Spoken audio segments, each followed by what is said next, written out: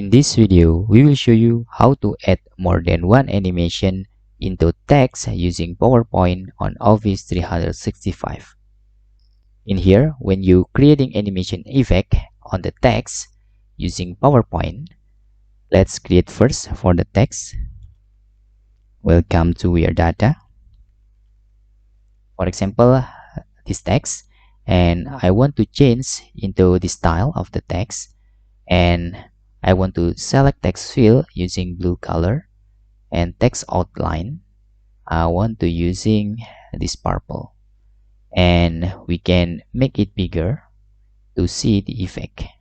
Okay, in here for the first animation, usually we can add just using this animation step, and using this scroll we can add animation, for example like a brush color.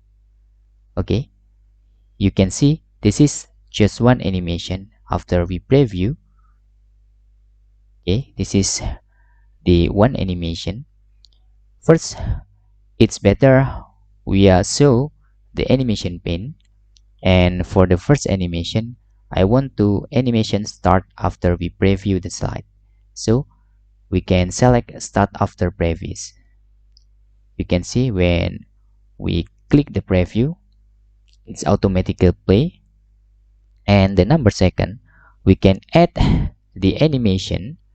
Okay, to apply another animation for this text, just click this text and make sure you active into this text, and using add animation here you can select another animation. For example, I'm using underline. So if you are see in the animation pane, there is two animation. If you hover in here, okay, you can see there, this is underline and this is brush color. Okay, if you click just preview without changing anything, the animation look like this. It's ugly. Okay, so we need to make this animation run together. So in here we can using start with previews, so the animation will follow the first animation.